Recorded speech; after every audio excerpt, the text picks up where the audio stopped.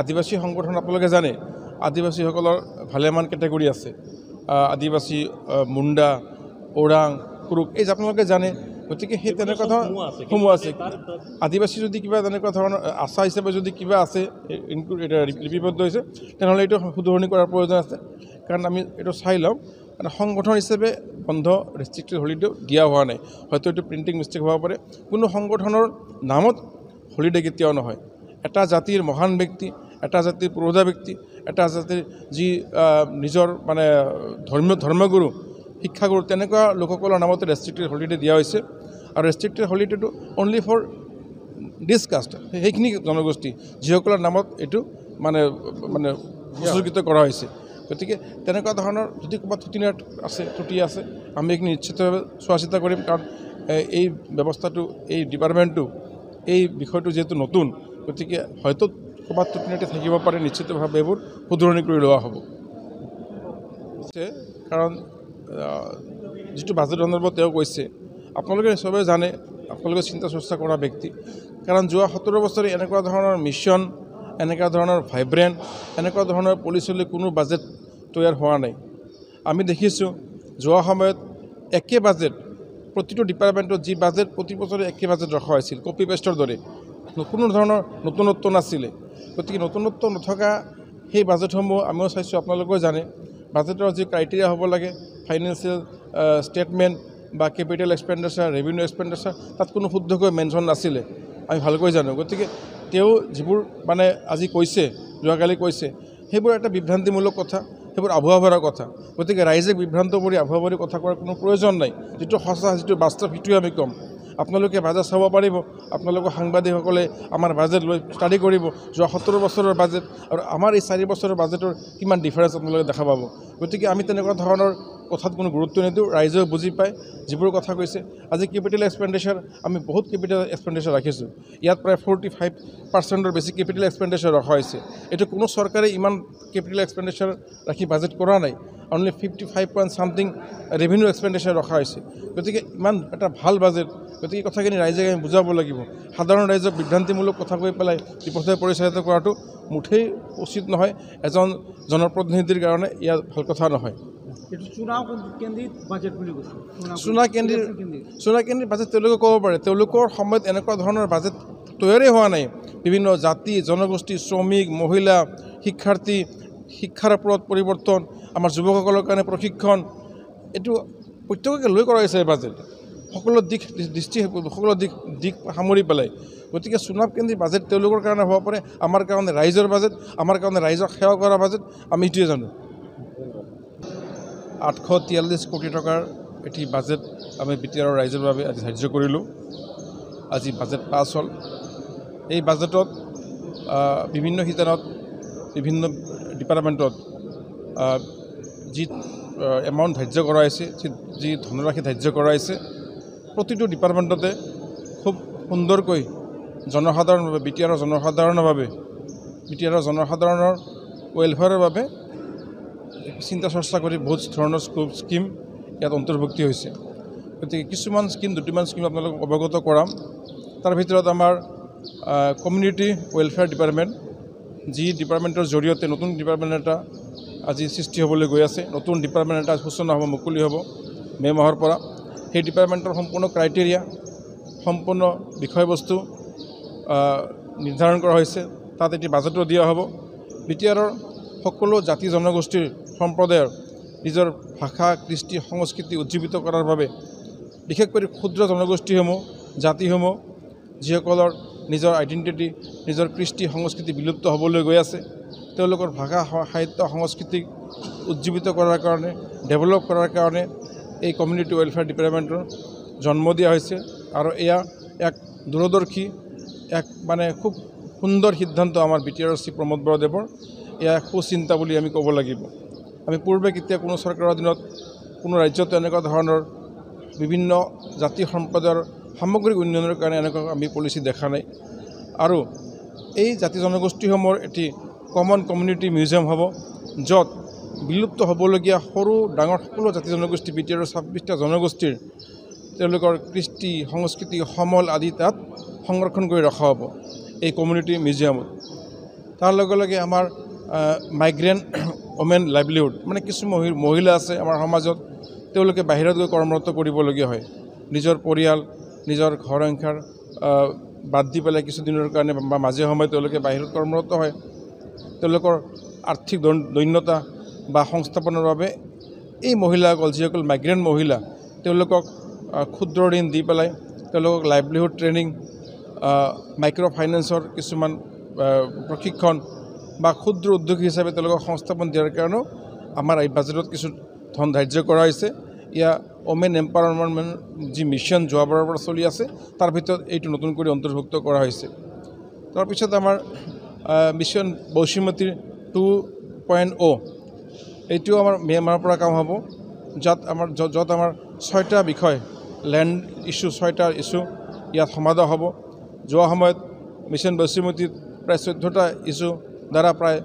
2.5 lakh land issue solve হৈছে লেণ্ডৰ বিভিন্ন issue personal হওক বা সামাজিকভাৱে হওক কিছুমান ইছ্যু সলভ হৈছে আৰু এতিয়া 2.0ৰ দ্বাৰা 6টা অন্যান্য কিছুমান ইছ্যু আছে একচুৱেলি মাটি পট্টা কৰা NGO ছ'চাইটিক মাটি প্ৰদান কৰা টি গাৰ্ডেন বা টি ছ'চাইটিক মাটি প্ৰদান কৰা এনেকুৱা ধৰণৰ ইছ্যুবোৰ এই থাকিব 2.0ত one child one file new এটা স্কিম লোৱা হৈছে মানে এটি শিশু প্ৰাথমিক শিক্ষাৰ পৰা উচ্চ শিক্ষালৈ শিশুটিৰ তাৰ সম্পূৰ্ণ ডিজিটেল ট্ৰেকিং হ'ব জন্ম ভাষা বয়স মাধ্যম সকলোখিনি আৰু অন্যান্য ব্লাড গ্ৰুপ আদি সকলোখিনি তাত ডিজিটেল হিচাপে অন্তৰ্ভুক্ত হৈ থাকিব সেই শিশুটো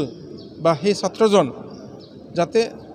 মাজতে যদি কিবা ড্ৰপ আউট হ'বলগীয়া হয় বা কিবা সমস্যাৰ সন্মুখীন হয় তেনেহ'লে সেই ডিজিটেল ট্ৰেকিং কৰি ডিজিটেল মনিটৰিং হৈ থাকিব প্ৰতি বছৰে জানিব পাৰিব শিক্ষা বিভাগে গতিকে ইয়াৰ দ্বাৰা এজন মানে ছাত্ৰ এটি শিশু এটি চাইল্ড এটি ফাইল বুলি কৈছোঁ যাতে ড্ৰপ আউট নহয় শিক্ষাৰ পৰা বঞ্চিত নহয় এই যিটো ডিজিটেল ছিষ্টেম থাকিব ট্ৰেকিং কৰা ছিষ্টেম থাকিব ডিজিটেল ছিষ্টেমত এয়া মনিটৰিং কৰি ধৰিব পৰা যাব যে এই চাইল্ড বা এই শিশু বা ছাত্ৰজনৰ অসুবিধা কি হৈছে তাৰ ওপৰত বিহিত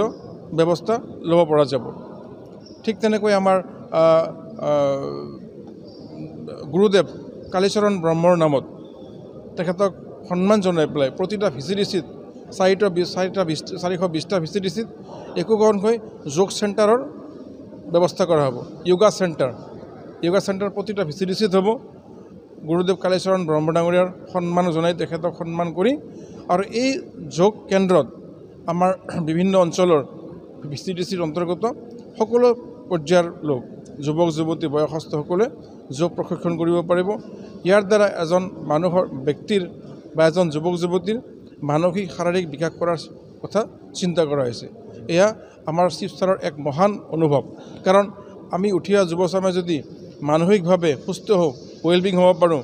তেতিয়াহ'লে সমাজত ইতিবাচক প্ৰভাৱ পৰিব সমাজখন ভাল হ'ব গতিকে শাৰীৰিক মানসিক দুয়োটাৰ কথা চিন্তা কৰি এনেকুৱা ধৰণৰ প্ৰতিটা VCDCত যোগ প্ৰশিক্ষণ কেন্দ্ৰ স্থাপনৰ ব্যৱস্থা কৰা হৈছে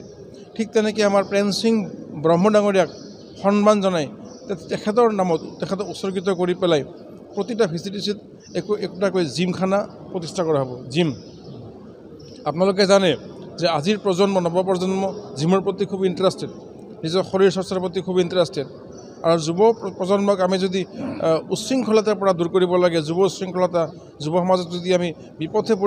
পৰিচালিত হয় তেওঁলোকক যদি আমি ঘূৰাই আনিব লাগে এনেধৰণৰ জিম বা যোগ প্ৰশিক্ষণৰ আৱশ্যক গতিকে আমাৰ চহৰত হয়তো জিমৰ ব্যৱস্থা আছে কিন্তু গাঁও অঞ্চল ভিতৰুৱা অঞ্চলত বহুত যুৱক যুৱতীয়ে জিম শিক্ষাৰ পৰা বঞ্চিত হৈ আছে জিম কৰিব খোজে বা শাৰীৰিকভাৱে তেওঁলোকে সুস্থ সবল হ'ব খোজে কিন্তু জিমৰ ব্যৱস্থা নাই কাৰণে এই জিম যিটো ব্যৱস্থা জিমৰ যিটো প্ৰশিক্ষণ বা জিমখানা যোৱাৰ পৰা তেওঁলোক বঞ্চিত হৈ আছে সেইকাৰণে প্ৰতিটা VCDCত আমাৰ প্ৰেম সিং ব্ৰহ্ম ডাঙৰীয়াৰ তেখেতৰ নামত উৎসৰ্গিত কৰি পেলাই প্ৰতিটা VCDCত যেতিয়া জিমখানা ষ্টাৰ্ট হ'ব তাত গাঁও অঞ্চল ভিতৰুৱা অঞ্চল প্ৰতিটা অঞ্চল বিটিআৰৰ প্ৰতিটা অঞ্চলৰ যুৱক বা যুৱতী গৈ পেলাই তাত জিমত গৈ পেলাই শাৰীৰিকভাৱে সুস্থ সবল হ'ব পাৰিব এনেকুৱা ধৰণৰ আৰু ভালেমান এনেকুৱা নতুন আঁচনি লোৱা হৈছে আৰু কণ্টিনিউ যিবোৰ আঁচনি আছে সেইবোৰ চলিয়ে থাকিব গতিকে এই আজি যি মানে এই আঁচনিবোৰ সমৃদ্ধ কৰি যি বাজেট লোৱা হৈছে 2025-26ৰ 843 কোটি টকাৰ বাজেট এয়া বিটিআৰৰ এক জনমুখী বাজেট আৰু আমাৰ চিফ সন্মানীয় প্ৰমোদ বড়ো ডাঙৰীয়াৰ তেওঁক এক মানে নিপুণ এক দূৰদৰ্শী পদক্ষেপেৰে এনেকুৱা ধৰণৰ নতুনত্ব ভিছন মিছন লৈ বাজেটৰ যি মানে ৰূপৰেখা আমি আপোনালোকক অৱগত কৰিলোঁ। ইয়াৰ দ্বাৰা আমাৰ বিটিআৰ অঞ্চলৰ নতুনত্ব আহিব, শান্তি সম্প্ৰীতি যি বাঘজৰী সেই শান্তি সম্প্ৰীতিৰ বাঘজৰী আৰু সুদৃঢ় হ'ব আৰু অহা দিনত ইয়াৰ ৰিফ্লেক্ট হ'ব আমাৰ সমাজত। একো কাম কৰিব পৰা নাই আৰু মই এটা উত্থাপন কৰিছিলোঁ যে আমাৰ ধনশিৰি ডিভিজন ফৰেষ্টৰ আণ্ডাৰত যিমান বাল্লু পাটৰ অলৰেডি আমাৰ মানে বন্ধ হৈ আছে, সম্পূৰ্ণভাৱে আমাৰ মহলবিলাক বন্ধ হৈ আছে। সেই কথাটো মই উত্থাপন কৰিছিলোঁ, কিন্তু ইয়াত মই দেখিব পালোঁ তেখেতসকলে ৰাতিৰ ভিতৰত তেখেতসকলে এই ব্যৱসায়বিলাক চলি আছে। কাৰ মানে যোগেদি সেইবিলাক ব্যৱসায়বিলাক চলি আছে, কিন্তু আজিৰ ডেটত বহুত ৰেভিনিউৰ কথাটো তেখেতসকলে উত্থাপন কৰে, কিন্তু আজিৰ ডেটত আমি ৰেভিনিউ কিমান মানে ফৰেষ্টৰ পৰা আমি পাই আছে না পোৱা নাইটোৰ মানে আমি ৰেভিনিউ হিচাপে চালে গম পোৱা যাব। এইকাৰণে মই কৈছোঁ আমাৰ ধনশিৰি ডিভিজনৰ ভিতৰত যিবিলাক মানে ৰাতিৰ ভিতৰত ব্যৱসায় চলি আছে, সম্পূৰ্ণভাৱে তেখেতসকলে আজি সাহসেৰে কথাবিলাক ক'ব পৰা নাই, স্বীকাৰ কৰিব লগা হৈছে ৰাতিৰ এইবিলাক ব্যৱসায় চলি আছে। এইটো কি বুজায়? এইটো দুৰ্নীতি মানে তেখেতৰ কি বুজায় আমি ক'ব নোৱাৰোঁ, এইটো ৰাইজে বিবেচনা কৰক। এনেকুৱা ধৰণৰ আমাৰ BTC চলি আছে। ইয়াৰ কাৰণে যিটো দেখিলোঁ আজিৰ ডেটত তেখেতসকলে যিমান ডাঙৰ লেকচাৰ দিয়ক 60টা গাঁও অন্তৰ্ভুক্ত হোৱা বুলি কৈছে, কিন্তু আজিৰ ডেটত তেখেতসকলে ডেভেলপমেণ্টৰ ক্ষেত্ৰত আজিলৈকে তেখেতসকলক মানে আগুৱাই লৈ যোৱাত তেখেতসকলে একো কাম কৰিব আমি দেখিব পোৱা নাই। ইয়াৰ কাৰণে মই আজি আপোনালোকৰ ছ'চিয়েল মিডিয়াৰ যোগেদি এই বাজেটৰ ওপৰত ইয়াৰ কাৰণে আমি সম্পূৰ্ণভাৱে ৰাজহুৱা বাজেট হোৱা নাই বুলি আমি এইটো মানে আমাৰ ফালৰ পৰা এইটো মানে ভাবিবলৈ বাধ্য হৈছে। Thank you. আন্তৰিক নমস্কাৰ যাচিছোঁ। আজি যিহেতু আমাৰ বাজেট ছেশ্যন চলি আছে 2025 আৰু 26 সেই বাজেটখন আমি পালোঁ। আজি বিভিন্ন ধৰণৰ বাজেটৰ যোগেদি আমি কথাবিলাক উত্থাপন কৰা হৈছে। ইয়াত যিহেতু মই উত্থাপন কৰিছিলোঁ যে বৰ্তমান আমাৰ সকলো দিগত বহুত উন্নয়নৰ কথা কৈ থাকে, সেই বাজেটত দেখিব পালোঁ যে এই বছৰত মানে 2023 আৰু 24 আৰু 24-25 টোটেল মিলাই 230 কোটিতকৈ অধিক পইচাটো মানে আনস্পেণ্ড হৈ আছে। ইয়াতে বুজা যায় যে তেখেতসকলে যিমানে যিয়ে নহওক উন্নয়নৰ কথা কৈ উন্নয়নৰ শ্লোগান কৈ থকা সেই চৰকাৰখনে ইয়াতে ব্যৰ্থ হোৱাটো বুজাইছে। আৰু ইয়াতে লগত মই মানে নিজৰ কথাবিলাক ক'ব বিচাৰিছোঁ যে বৰ্তমান টোটেল আমাৰ BTCত শোণিতপুৰ আৰু বিশ্বনাথ ডিষ্ট্ৰিক্টত টোটেল 60খন গাঁও অলৰেডি অন্তৰ্ভুক্ত কৰা হৈ গ'ল। এই 60খন গাঁওটো অন্তৰ্ভুক্ত কৰাৰ পিছতো এই 60খন গাঁৱৰ উন্নয়নৰ দিগত এটাও বাজেট ধৰা নহ'ল, কাৰণ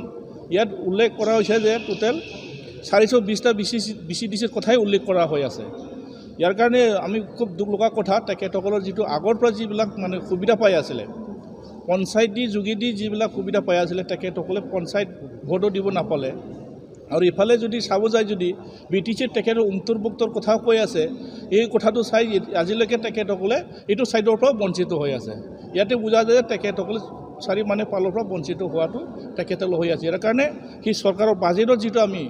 যেনেকুৱা ধৰণৰ আশা কৰিছিলোঁ আমি ঠিক তেনেকুৱা ধৰণৰ আশা আমি দেখিব নাপালোঁ। আৰু ইয়াত আৰু মই উল্লেখ কৰিছিলোঁ যে আমাৰ তেখেতসকলে যিটো বৰ্তমান চৰকাৰখনে সাংবাদিকসকলৰ কাৰণে বিভিন্ন ধৰণৰ সা সুবিধাৰ কথাবিলাক কৈ আছিলে, কিন্তু আজি দেখিলোঁ মই চিফ মহোদয়ৰ ওচৰত কথাটো উত্থাপন কৰিলোঁ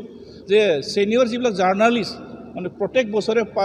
পাঁচজনকৈ মানে 60 বছৰ অধিক যিবিলাক ছিনিয়ৰ জাৰ্ণালিষ্ট তেখেতসকলক মানে সাহায্য দিয়াৰ কথা আছিলে, ইয়াতো তেখেতসকলে বাজেটত উল্লেখ কৰাটো আমি দেখিবলৈ নাপালোঁ। আৰু এনেকুৱা ধৰণৰ